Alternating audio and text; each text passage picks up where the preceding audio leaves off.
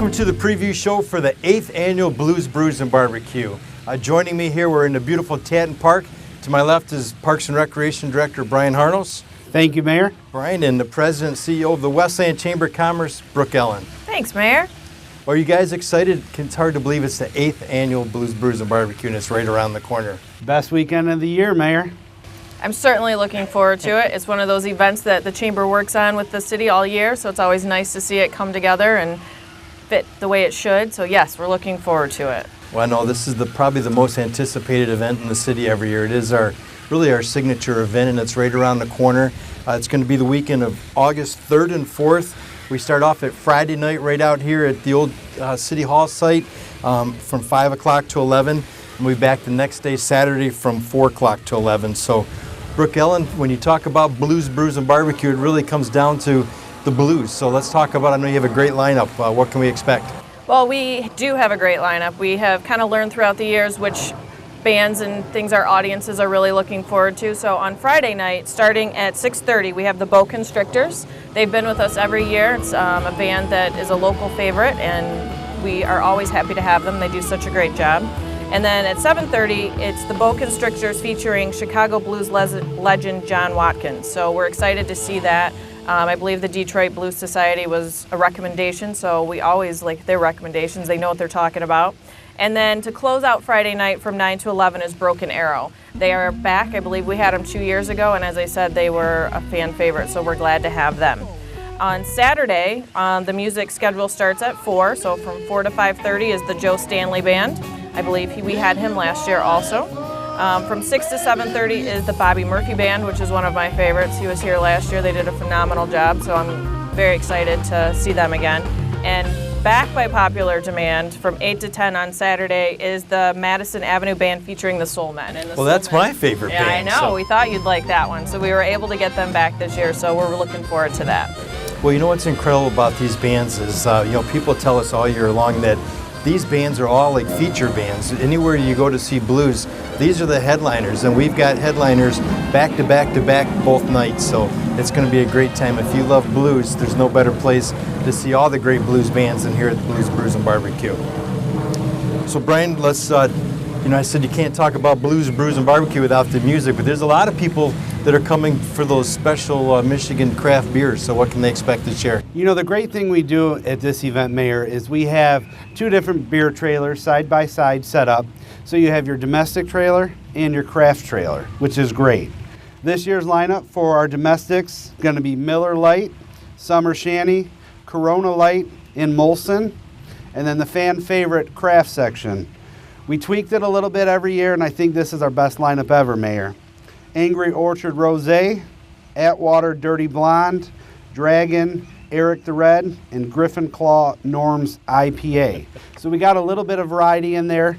And what we are adding this year, Mayor, is we got actually a tasting from the Atwater Company, which is a brewery, it's a local company based in Detroit. So you'll be able to taste it before you buy it. All right. Well, we said that we had all the headliners. It looks like you got all the headliners in the craft beer section, too, there. We got the best of the best, and we're looking forward to another fantastic brews part of the event.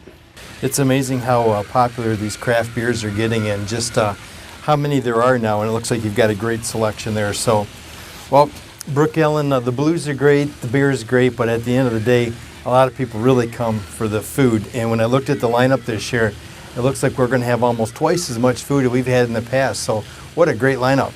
We are very excited about the lineup. We had an overwhelming amount of response from several barbecuers, some from the past and obviously some new. We are kind of full. Like, we've kind of had to turn some people away and put them on the waiting list. So we're definitely looking forward to it this year. We have some new favorites. Crispy chicken and fish. So if you don't like barbecue, there's also, barbecue chicken and fish and all those kind of things. Red Ventures, they are like a fruit slushy company. So not only do you get to come for barbecue, but also they, have great variety in drinks. So it's not just pop and water. We have Mr. Pitt Master Barbecue. And what I'm really looking forward to is Nut and Fancy Street Food. I got to interject. So the Nut and Fancy Street Food, Mayor, if you remember, is our hometown Westland Meteors organization. That's their guy from that organization, and we had them out at WYAA opening day. Best lamb Well, chops if I've he ever brings had. his lamb chops, I don't know if they have barbecue sauce for him, but just his lamb chops are worth coming alone. But so Brooke Ellen, so am I understanding right? So there are no ribs this year, no chickens, no pulled pork, any of that kind of stuff? No, none of that. Yes, of course. We have all of that. So we're really looking forward to it. Uncle BB's will be back. Stick a pig in it. Old Dad's Barbecue. Detroit Mini Donut and the Lemonade Lady, she will be here. Heaven on a Roll. Heavenly Hot Dogs, so there's stuff for the kids too.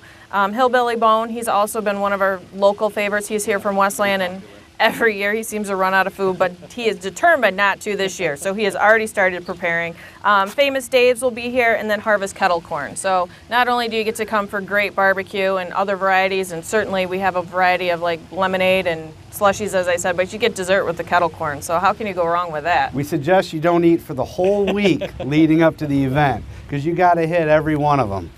All right, well, this is a great lineup. I see we got some really fantastic grillers there.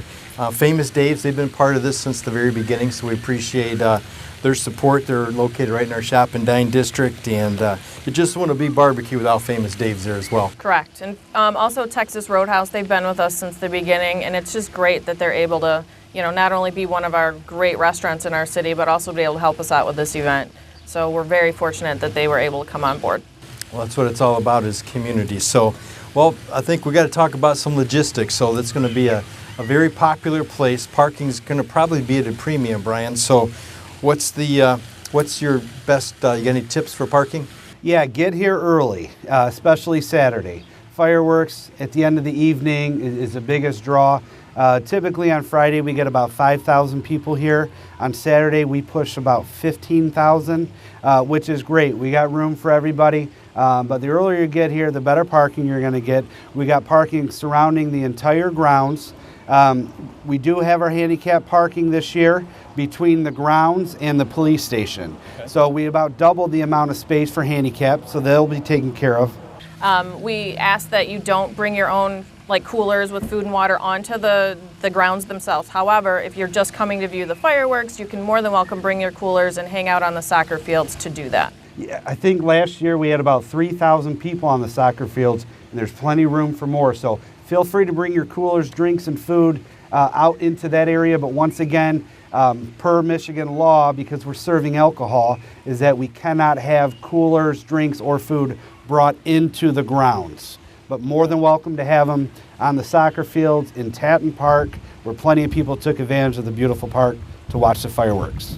So Brooke Ellen, we started to mention fireworks. So what can the event goers expect to see for this year's fireworks?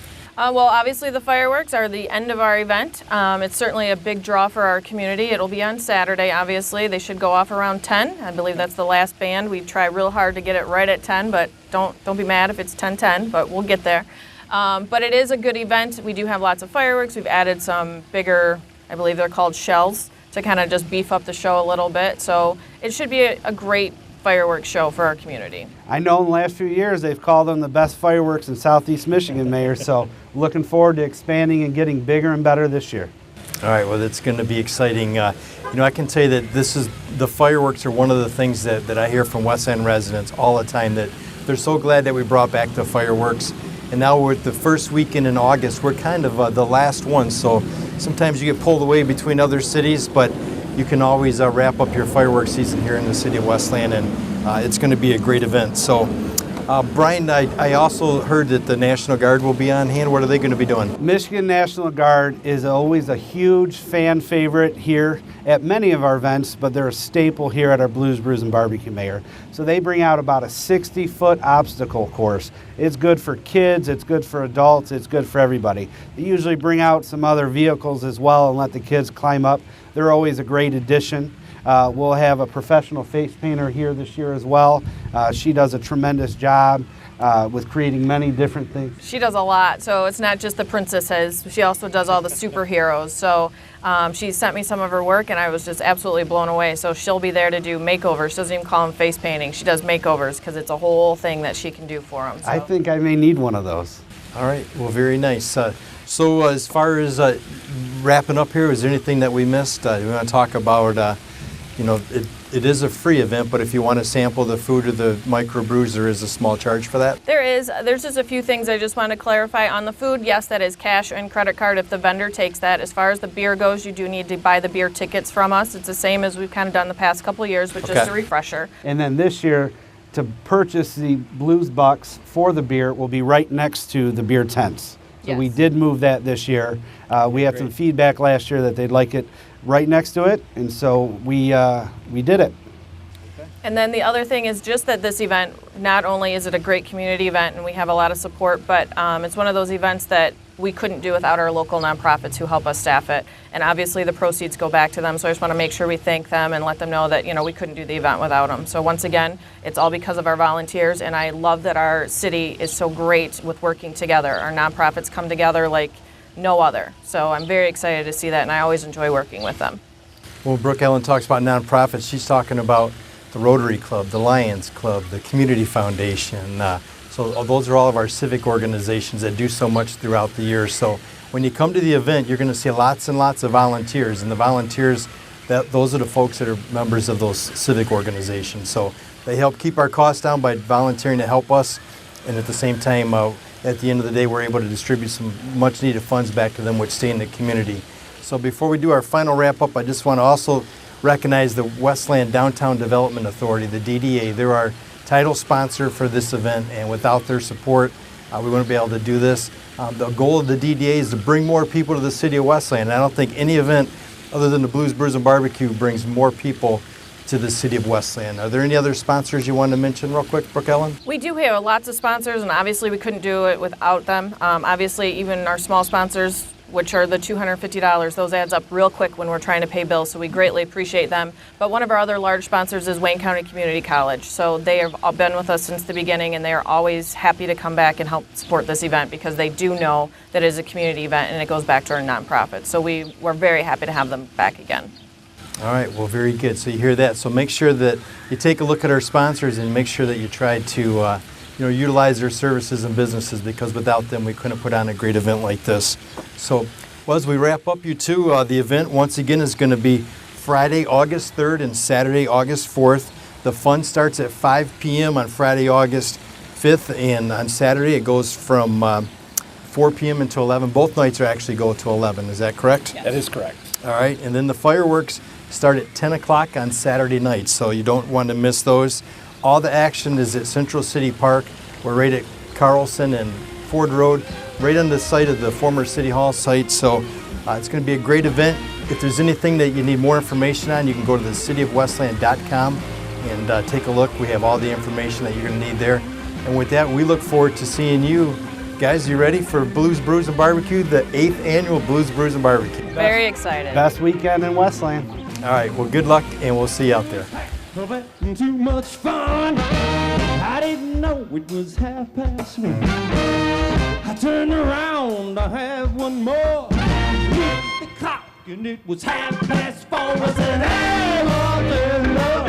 Hey, man.